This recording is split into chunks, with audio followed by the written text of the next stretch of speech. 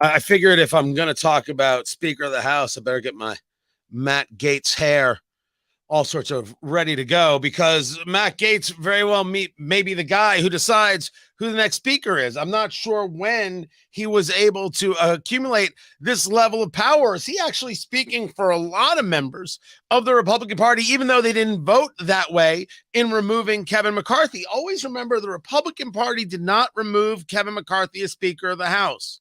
The Democrats did, with the help of 8 Republicans. Now, you may be okay with McCarthy not being Speaker. Me, I don't lose any sleep over it. But the Republicans didn't do this. More Republicans voted for the continuing resolution clean than voted to remove McCarthy. So I'm not quite sure what we gained here, but maybe that's just water under the bridge at this stage of the game, because now you got to ask yourself, who's going to be Speaker of the House? What's the plan here? Who will it be? Guys, welcome to the show. Presented by Americans for Prosperity, americansforprosperity.org, economic liberty, free speech. That is where it's at. That right there is Kurt Schlichter. He is the lawyer. He is the columnist at townhall.com. He is also the author of a series of books. The latest, the Kelly Turnbull series. This is Overlord. That is available at Amazon.com. I even take off my little ticker there just so everybody can see the cover in all of its glory. Overlord. You can find that at Amazon.com, and you should get your copy immediately, if not sooner. Now, Kurt, I want to start with an article that you wrote at Town Hall. You're not known for mincing words there, kitten. What do Matt Gaetz and his hair actually want? Which is a world-class title right there. Before we get into the choices of Scalise or Jordan or Trump, because those seem to be the only 3 names coming about, we'll get to them all.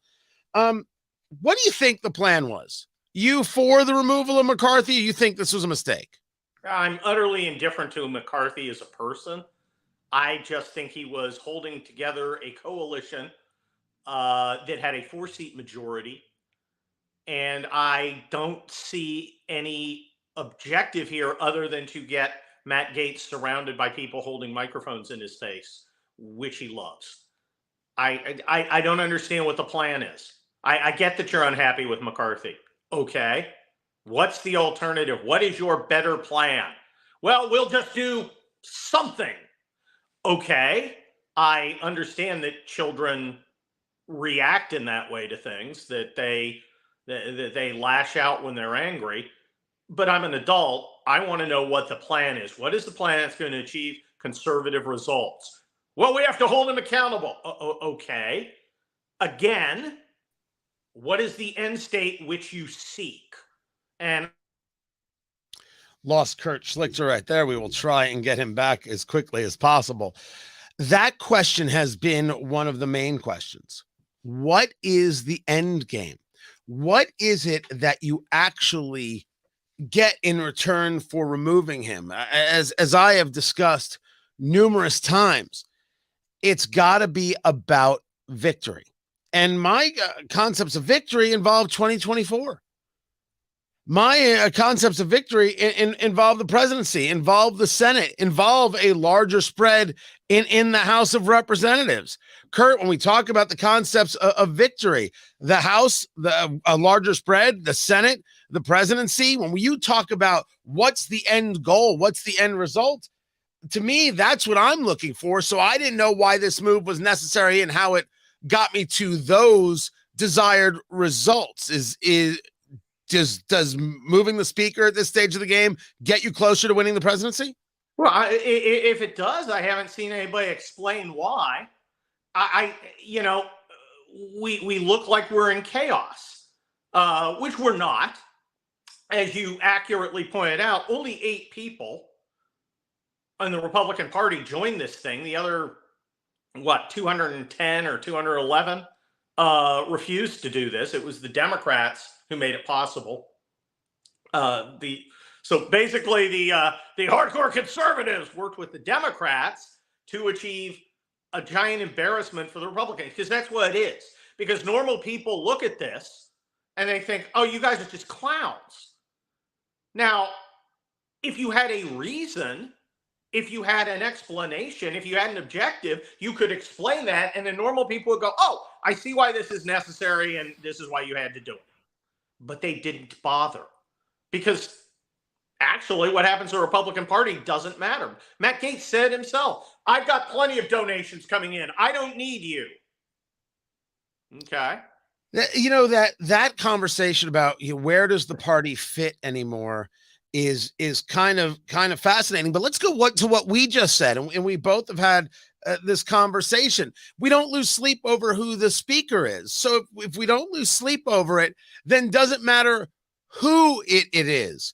This all came because of the vote on the continuing resolution, the clean continuing resolution that would keep spending levels where they are right now for the next 45 days, as opposed to the earlier continuing resolutions, which would have cut them 8%. That is the guise by which we are told this was unacceptable, and therefore Kevin McCarthy had to go. In the main, you think people are buying that? I don't even know it doesn't even make sense. So you had a continuing resolution that cut spending and did a whole bunch of other things. You voted against it. And suddenly we're up against the wall. We're about to have the government shut down in Virginia, where we have hugely important legislative elections that are currently underway. And I don't know, Tony, I think there might be a few government employees living in Virginia. So Kevin McCarthy figures a way to put that after the election and not shut down the government. And these guys go crazy. So it's like, here's everything you want. Well, that's not good enough. Okay. I'm not sure. Look, they wanted this to happen. Right. They wanted this to happen. And they tried to set the condition. They made sure the conditions existed where it would happen, because they are out for themselves. Matt Gaetz is out for himself. Nancy Mace is always out for herself. You know, she'd be a hardcore Democrat if she wasn't living in a Republican district. I mean, she's ridiculous. The other ones, I mean, Matt Rosendale, what the hell's wrong with him? The Nancy Mace story. The Nancy Mace story is fascinating because it was Kevin McCarthy who got her that seat, who got her the money, who helped her get the victory. And you're kind of, you know, if you want to talk about political back scratching, which let's not pretend it doesn't exist, you would think that it would exist, at least in this. But I'm there with the idea that this is what Gaetz and company wanted, and it doesn't actually move the needle forward. But if we're going to now argue that it doesn't matter who the speaker is, as I was saying earlier, well, then it doesn't matter. So we've got this race now that seems to be between three people. You've got Jim Jordan, the congressman from Ohio, Steve Scalise, Louisiana, and you have the former president, Donald Trump, who is going to get nominated, has already said, look, if they want me, I'll do the thing. I'll be great at it. It'll be terrific. No one has ever done it better than me. It'll be a dream. We can just put that one right out, right? There is no chance. That's just dumb. That's just dumb. And look, it's probably Scalise or Jordan right now. Somebody else may come up. But, you know, the speaker doesn't just organize business on the floor. The speaker builds coalitions. The speaker also raises money. And Kevin McCarthy raised unbelievable amounts of money. He mentioned he managed to get Nancy Mace elected, for which he stabbed him in the back because she's garbage. And you know, can Scalise do this? Can Jordan do that? I don't know. My guess is McCarthy is not going to throw away his apparatus. McCarthy's going to stay in the background. I think it's very smart for him not to run again. He's going to stay in the background. He's going to continue to raise money. He's going to continue to earn favors from a bunch of Republicans. He's going to help get elected. And he's going to try and build a bigger coalition to become speaker again. Oh, so you don't think Kevin McCarthy's done? Oh, no. Why would he be done? He's got the whole fundraising apparatus and political organization in his hand. That's the part of the speaker no one looks at. Everyone's like, oh, what's he going to bring to the floor? Yeah, that's important. But he's really a party leader who tirelessly raises money and organizes. He goes and picks candidates and stuff. That's really the basis of that. Nobody made him speaker because he's like super smart. They did it because he's got this powerhouse organization. Let me share with you something that Congressman Jim Jordan said on Fox News earlier this morning there on Fox and Friends. Listen. Because somebody has to bring our team together. Because if we don't come together, we're not going to get done what the American people know needs to be done, what's good for our nation. Somebody has to do it. I think I'm equipped to do it. That's why I'm running. I think I'm equipped to go take the message to the American people about why what we're doing is so darn. Now, deals get made no matter whether people like it or not. And it's now very clear that Kevin McCarthy had spoken to Nancy Pelosi about this deal he had to make with Republicans about the motion to vacate. And she said, don't worry, I'll always have your back, and didn't have his back. And that's why she's now vacating her office, just like Steny Hoyer is, because that was actually part of the deal. When you bring up Jim Jordan talking about bringing people together, it should be noted that McCarthy's team is on the phones trying to push Jordan as the next speaker. You want to take a gamble and a bet on whether or not, as you're looking at it, Kurt, the idea that McCarthy will run again, whether or not Jim Jordan sees himself as speaker just for a short while to get back to the situation of McCarthy in 24. Look, I'm not sure Jim Jordan wants to be speaker. He had a chance last year. He likes being the oversight chairman. He's annoyed that he's not going to be able to continue doing that. I could see him stepping aside from McCarthy to go do what he really wants to do. Remember, the speaker job is a pain in the tush. You're always on the phone. You're always eating chicken dinners at the Rancho Cucamonga Republican Ladies Caucus. You're doing that day after day after day. And if you don't really like it, you're going to hate the job. It's a miserable job. But the other side of that coin, Kurt, is you get to be Speaker of the House. And you'll always have the title. And that is a driver. One of the other things that keeps coming up is the conversation about Ukraine and Ukraine funding. This was Jim Jordan again this morning on that exact subject. Why should we be sending American tax dollars to Ukraine when we don't even know what the goal is? No one can tell me what the objective is. Is it some kind of negotiated peace? Is it driving them out of the eastern Ukraine? Is it driving them out of Crimea, which they've had for 10 years now, but they took during the Obama administration?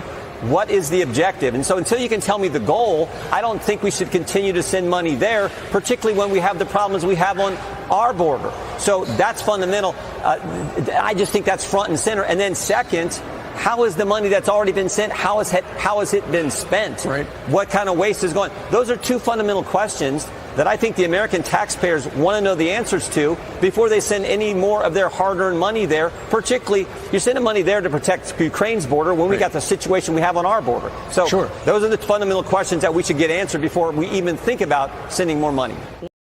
The Ukraine question has become the front and center question. It turns out that the Republican Party now runs on this litmus test of whether or not you support funding in Ukraine. There is a moment where the Democratic Party, in not supporting Kevin McCarthy, maybe didn't think this all through, because there seems to be, as I'm discussing this litmus test, if you support funding for Ukraine, you're not going to be the next speaker. This is the number one subject for Republicans in deciding who should be in charge?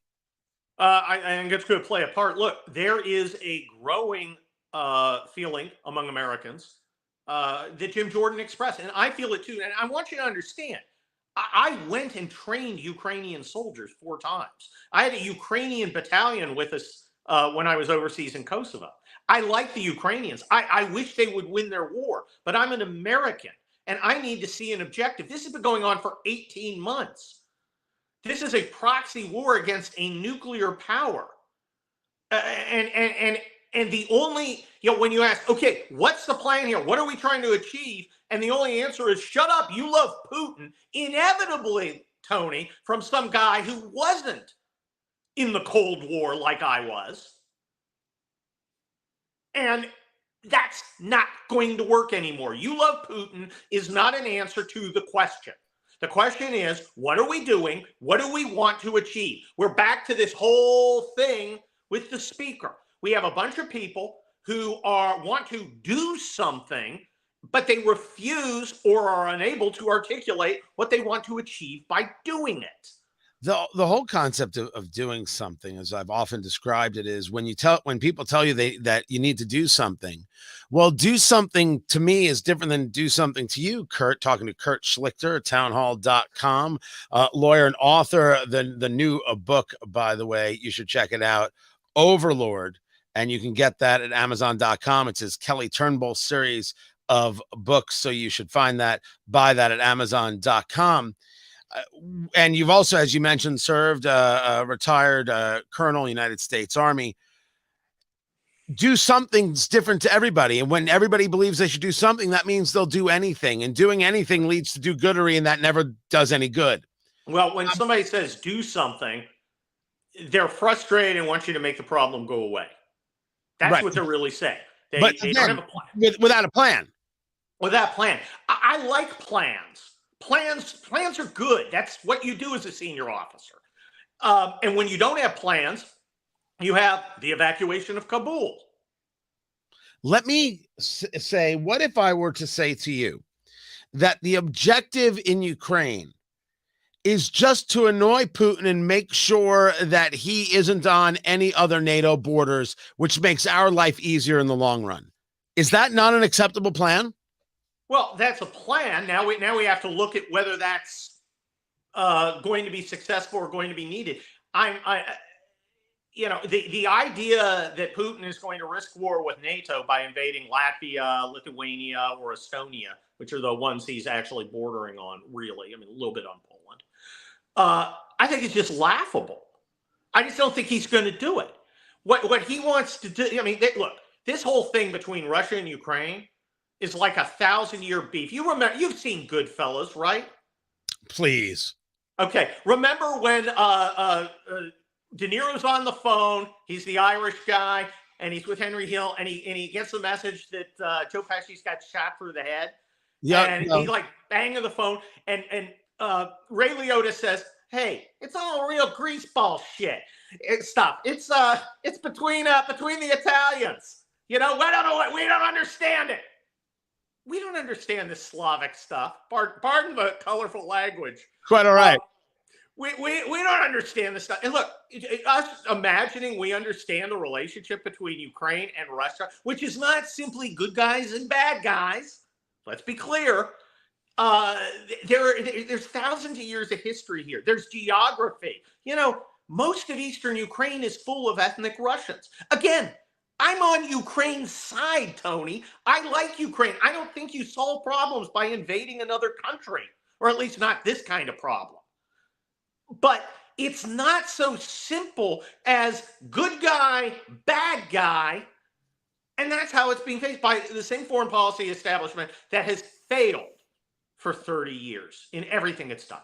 We're supposed to just trust them that they're going to get this right. But is Ukraine funding supposed to be the linchpin, the litmus test by which the Republican Party moves forward with a speaker and with policy? And if you're not, is it? It may be, because it really represents the changing Republican Party. You remember, Republican Party of 20 years ago was very hawkish. Then we had the war on terror, which was utterly botched.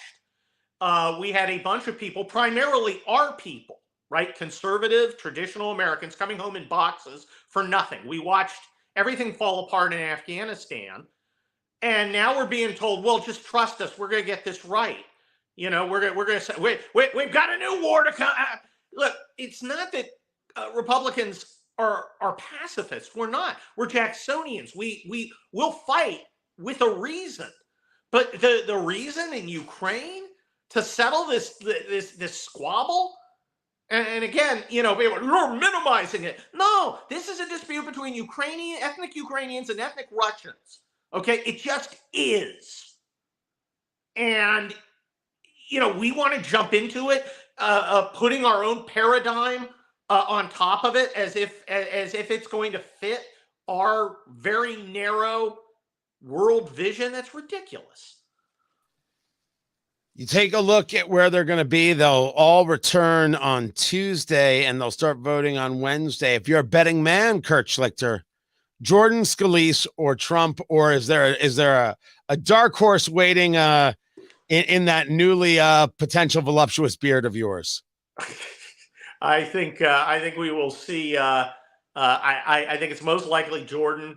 I don't think it's Scalise for, among other reasons, he's fighting cancer right now.